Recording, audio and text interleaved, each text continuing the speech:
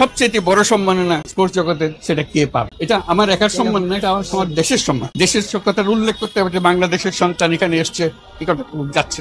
এখন ফিফার অনুষ্ঠানে আমাকে প্রধান অতিথি করে নিয়ে যাওয়া হয়। কিছু কিছু জিনিস আমার কাছে অদ্ভুত লাগে, যে চিন্তা করি নাই যে কোনোদিন এরকম একটা কাজের মধ্যে জড়িত হতে পারে। যেমন প্যারিস অলিম্পিক এই আগামী জুলাই মাসে হবে, এই যে কথাগুলো বলেছি তাদের মনে গেঁথেছে।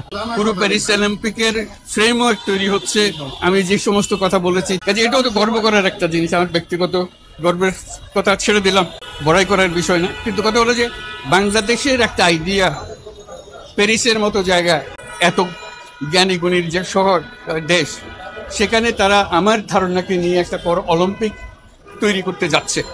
সেটা কিভাবে করবে, তারা এটাকে স্বীকৃতি দেবে কি দেবে না সেটা তাদের বিষয়, কিন্তু আমার কাছে আনন্দ হয় যেটা হচ্ছে, এবং দেশের তরুণরা উদ্বুদ্ধ হয় যে আমাদের ধারণা দিয়ে একটা একটা কর্মকাণ্ড হতে যাচ্ছে। আমি অবাক পেলাম যে আমাকে সেই সিলেকশন কমিটির সদস্য করা হয়েছে।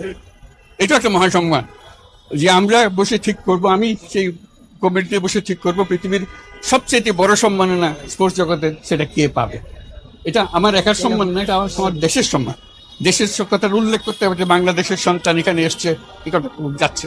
আমি ফুটবল জগতের সঙ্গে কোনো পরিচিত মানুষ না, আমি ফুটবলের সঙ্গে জড়িত ছিলাম না। এখন ফিফার অনুষ্ঠানে আমাকে প্রধান অতিথি করে নিয়ে যাওয়া হয়, যেহেতু আমি এমন কোনো কথা করতে বলছি যেগুলো স্পোর্টস জগতের মধ্যে ঢুকতে আরম্ভ করেছে, এটা আমি তো বাধ্য করতে পারছি না তাদেরকে। তারা স্বাগত জানাচ্ছে, নিয়ে যাচ্ছে, আমাকে করে যাচ্ছে, এবং এখন ক্রীড়া জগতের বিভিন্ন জায়গাতে সেটা প্রতিফলিত হচ্ছে। এই যে কাজ করার যে একটা উঁচু লেভেলে আমরা আসতে পেরেছি এবং প্রচুর কাজ করতে পারতাম, যদি না আমরা এইসব টানাহেস্টার মধ্যে পড়ি না, এই দুর্যোগের মধ্যে পড়ি না। এটা ঠকছে কারা? আমি কি ঠকছি? আমার ঠকার কি আছে? আমি যা করার করেছি। শেষ বয়সে যেটুকু করে যেতে চেয়েছিলাম আমাকে সে সুযোগ দেওয়া হচ্ছে না, আমাকে নানা টানাহেস্টার মধ্যে রাখা হচ্ছে। সেটা দেশের মানুষ ঠকছে। আরেকটা নতুন কিছু করতে পারলে দেশের মানুষ উল্লেখ করতে, এটা বাংলাদেশ থেকে আমরা শিখেছি, সেই সুযোগটা হলো না। সেটাই হলো দুঃখের বিষয়। এই দুর্যোগ থেকে যাতে আমরা মুক্তি পেতে পারি, সেটার জন্য আপনারা দোয়া করেন। আমি দেশবাসীর কাছ থেকে সেই দোয়াটা চাচ্ছি।